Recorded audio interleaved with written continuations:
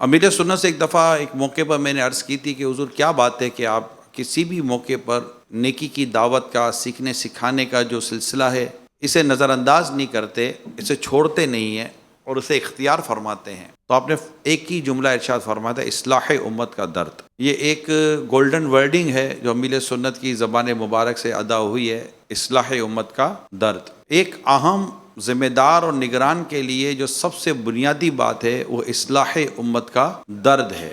وہ جس طرح اپنے چھوٹے بچے کو نزلے میں دیکھ کر، بخار میں دیکھ کر، سردی میں دیکھ کر درد محسوس کرتا ہے، وہ پیارے آقا صلی اللہ علیہ وسلم کی امت کی بدحالی اور گناہوں میں ڈوبے ہوئے انداز کو دیکھ کر، ان نسلوں کے تعلق سے، ان کے مستقبل کے تعلق سے دیکھ کر، سوچ کر اس کو درد محسوس ہوتا ہے۔ اگر یہ درد ہی نہیں ہے تو پھر آگے کی باتیں اتنی زیادہ وہ نہیں، پھر وہ ایک پروفیشنل ہو جاتی ہیں، پھر وہ ایک بس ہو جاتی ہیں۔ تو اس لیے میں نے سب سے پہلے جس چیز کو لکھنے کی کوشش کی ہے وہ ہے اصلاح امت کا درد۔ یہ سب سے بنیادی بات ہے، اور یہ اس کے بارے میں امیر سنت فرماتے ہیں کہ یہ جذبہ کسی کا سگا نہیں ہوتا، یہ اللہ جس کو چاہے عطا فرما دے۔ تو اصلاح امت کا درد، تاکہ ہم اس بات پر غور کر سکیں کہ ہمیں کن کن عنوان پر، کن کن پہلو پر، کن کن راستوں پہ جا کر اصلاح کا کام کرنا ہے۔ اور ظاہر ہے جب اس کی بات ہوگی تو ہمارا گھر، آپ کا گھر سب سے پہلے ہی آئے گا ڈیفینیٹلی، کہ ہم گھر سے شروع نہیں کرتے۔ جو گھر سے شروع نہیں کرتے نا وہ بہت بڑی بھول کر رہے ہیں،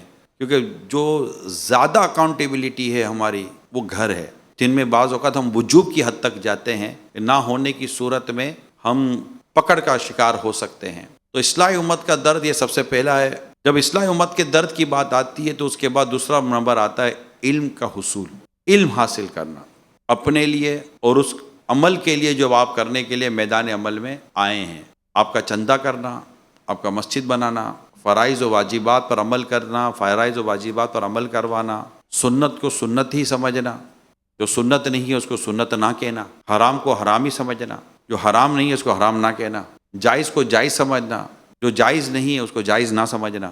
اس طرح کی بہت سارے علوم ہیں۔ پھر نیکی کی دعوت، یہ ایک اپنا علم ہے، کہاں نیکی کی دعوت دینی ہے، کہاں ترک کرنا افضل ہے، کہاں دینا افضل ہے، کہاں فتنہ ہے، کہاں فتنہ نہیں ہے، کہاں واجب ہے، کہاں واجب نہیں ہے۔ ان تمام پہلو پر غور کرنے کا علم حاصل کرنا۔ اگر آپ کے علم میں نہ ہو تو میں بتا دوں، اس کا باقاعدہ یہ بھی ایک پورا ایک تخصص ہے، تخصص فی الدعوہ اس کو کہتے ہیں عموماً، کہ نیکی کی دعوت کے تعلق سے ایک اس کا پورا تخصص ہے۔ قرآن کی آیات اور احادیث مبارکہ میں یہ ہے، اور اس کے بارے میں اگر اچھا اور بہترین معلومات کو بندہ حاصل کرنا چاہے تو ہمارے پاس نیکی کی دعوت پوری کتاب، جس میں نیکی کی دعوت کے فضائل، نیکی کی دعوت کی اہمیت اور نیکی کی دعوت ترک کرنے کے نقصانات، اس میں یہ سارا لکھا ہوا ہے، اور اس کا تقریباً سمجھے کہ مضمون وہاں پر موجود ہے۔ تو یہ الگ الگ علوم ہیں۔ تو اللہ پاک توفیق دے کہ ہم علم بھی حاصل کریں۔ کہتے ہیں قرآن کریم کی تفسیر میں نے پڑھا تھا کہ ایک نا تجربے کار مبلغ عموماً دین کو وہ نقصان پہنچا دیتا ہے جو دین کا دشمن بھی نہیں پہنچا پاتا۔ تیسری چیز عمل، علم کے بعد باری آتی ہے عمل کی۔ علم ہے اور عمل نہیں ہے تو علم چلا جاتا ہے، یہ گرے سے باندھ لینا چاہیے ہم کو۔ علم ہے نا، یہ عمل کو پکارتا ہے۔ کتابوں میں لکھا ہے کہ علم یہ عمل کو پکارتا ہے، اگر عمل جواب نہیں دیتا تو علم چلا جاتا ہے۔ تو عمل بہت ضروری ہے۔